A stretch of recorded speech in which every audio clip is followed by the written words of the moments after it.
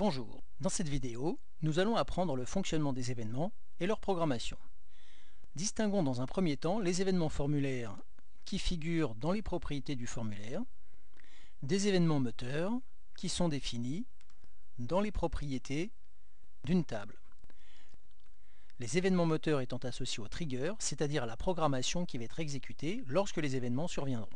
Les événements formulaires ne se déclenchent que lorsqu'un formulaire est utilisé à l'écran ou à l'impression, donc lorsque l'interface est manipulée par un utilisateur. Clic, glisser-déposer, sélection d'un menu, frappe clavier. Les événements moteurs, eux, ne concernent que les trois actions effectuées sur les données, création, modification, suppression. Ces trois événements sont interceptés par le moteur de données. Cette remarque est importante car en client-serveur, le moteur de données tourne sur le serveur. Vous ne verrez donc jamais un événement moteur se réaliser sur votre poste client. Vous ne pourrez donc pas le tracer non plus à partir d'un poste client. Nous reviendrons ultérieurement sur les événements moteurs. Dans un premier temps, nous allons nous amuser un peu et créer un bouton un peu spécial. Allons en page 4 du formulaire navigation, page des préférences. On trace un bouton. On modifie les propriétés comme ceci. Le nom du bouton sera B spécial. Seul l'événement sur début survol sera coché et on édite la méthode du bouton, Alt-clic sur le bouton. Vous y recopiez ce code-ci qui signifie qu'on calculera la position de la souris, la position de l'objet, donc le bouton, pour en déterminer son centre. On prévoira de décaler l'objet d'un certain nombre de pixels. Et ensuite, on va calculer où se trouve la souris par rapport au centre du bouton, horizontalement et verticalement. Par la suite, il suffit de déplacer le bouton en XY. Voyons ce que ça donne.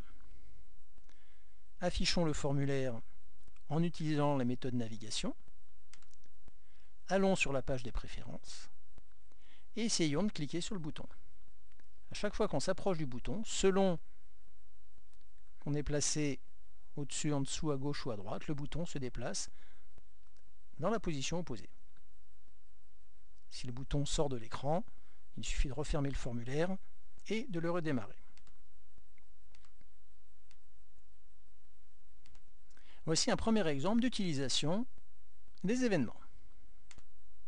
Prenons un autre exemple. Lors de la saisie d'une intervention, nous souhaitons calculer la durée de l'intervention à partir des informations saisies dans l'heure de début et l'heure de fin.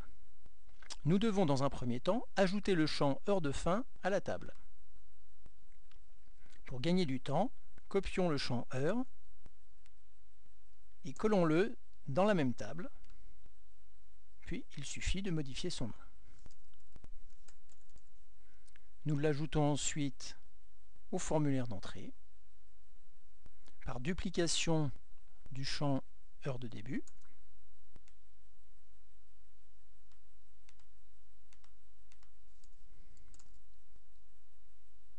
Et en adaptant le champ concerné, heure d'intervention fin. Nous devons également ajouter la durée pour vérifier que notre programmation fonctionne.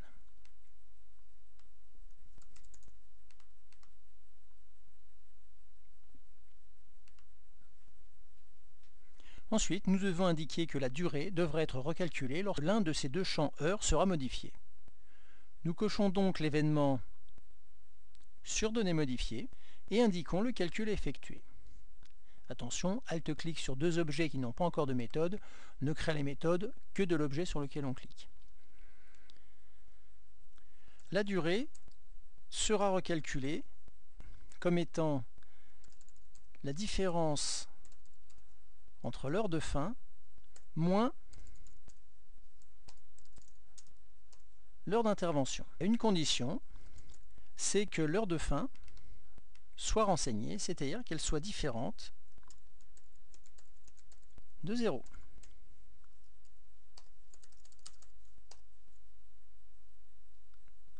On peut copier le code, copier, et maintenant réaliser la méthode de l'heure de fin lorsqu'on va la modifier. Il faudra que l'heure d'intervention soit renseignée et le mode de calcul de la durée sera toujours le même. Vérifions bien évidemment que les heures soient saisissables. Puis testons sur une intervention. On prend toutes les interventions, on prend la première, on indique 14 heures, et nous avons bien une durée de 2 heures qui est calculée. 12 heures à 17h30, 5h30. Si on a commencé à 14 heures, on a bien une durée de 3h30. La programmation a bien été effectuée au moment où on sortait du champ, c'est-à-dire dans le cadre du surdonnées modifiées.